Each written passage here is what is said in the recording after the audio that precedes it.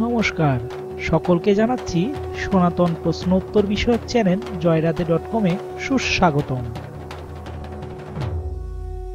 বাঙালি সনাতনীদের সবচেয়ে বড় ধর্মীয় উৎসব হচ্ছে শারদীয় দুর্গাপূজা। আমরা যারা বাঙালি সনাতনীরা ধর্মপ্রাণ এবং ধার্মিকতার সাথে শারদীয় দুর্গাপূজাকে উদযাপন করে থাকি, তারা একটি বিষয় লক্ষ্য করে দেখব যে প্রতি বছরই দেবী দুর্গার আগমন এবং গমনে ভিন্ন ভিন্ন বাহন ব্যবহৃত হয়ে থাকে এবং প্রত্যেকটি বাহনেরই ভিন্ন ভিন্ন রূপ বা অর্থ রয়েছে। আমরা জানি 4টি বাহনে করে দেবী দুর্গা মর্ত্যলোকে গমনাগমন করে থাকেন, কিন্তু এই বছর দেবী দুর্গা কি বাহনে গমনাগমন করছেন সেই বিষয়কে আমরা জানি। আজ এই ভিডিওতে সেই বিষয়ে আলোচনা করব। পঞ্জিকা মতে এবছর দেবীর গমনাগমন কিছুটা অশুভ ইঙ্গিত দিচ্ছে। কারণ হচ্ছে পঞ্জিকার ব্যাখ্যা অনুযায়ী এই বছর দেবী দুর্গার আগমন হচ্ছে দোলায়, যার ফল হচ্ছে মোরক বা মহামারী, এবং গমন হচ্ছে ঘটকে, যার ফল হচ্ছে ছত্রভঙ্গম। অর্থাৎ এই বছর দেবী মহামায়া দুর্গা দোলায় আসছেন এবং গমন করছেন ঘোড়ায় করে। এখন আমরা জেনে নেব এই দোলা বা ঘোড়ার অর্থটা পঞ্জিকার ভাষায় কি। জ্যোতিষশাস্ত্রে যারা বিশারদ বা পঞ্জিকার যারা রচয়িতা, তাদের ভাষ্য অনুযায়ী এর ভিন্ন অর্থ রয়েছে। আমরা এখন সে সম্পর্কে জানব। আমরা তো ইতিপূর্বে জেনে নিয়েছি এই বছর দেবী কিসে আসছেন এবং কিসে যাচ্ছেন। তো এখন আমরা জানব তার গমনাগমনে ব্যবহৃত দুটি বাহন দোলা এবং অশ্ব সম্পর্কে।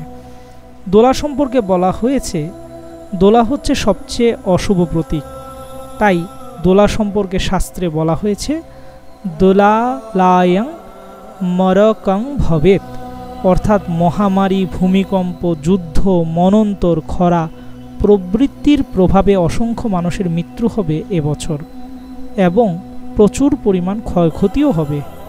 তাই ধর্মীয় বিশ্বাস অনুযায়ী যে বছর দেবী দোলায় আসেন সে বছর মানুষ যদি একে অন্যকে সাহায্যের হাত বাড়িয়ে না দেয়, তবে কোনোভাবেই এই মহা সংকট থেকে পরিত্রাণের উপায় পাওয়া সম্ভব নয়। দেবীর ব্যবহৃত অপর একটি বাহন হচ্ছে অশ্ব, যা এই বছর দেবী তার গমনাগমনে ব্যবহার করছেন। অশ্ব একটি সর্বনাশের ইঙ্গিত স্বরূপ। অশ্ব বা ঘোড়া দেবদেবী বা মানুষের কাজে ব্যবহৃত হলেও গজ বা হস্তির মতো এতটা মর্যাদা বহন করে না। তাই তো অশ্ব সম্পর্কে শাস্ত্রে বলা হয়েছে ছত্রভঙ্গস্তরঙ্গমে, অর্থাৎ ঘটকে গমন বা আগমনে সামাজিক, রাজনৈতিক, সাংসারিক সকল ক্ষেত্রে অস্থিরতা দেখা দেবে।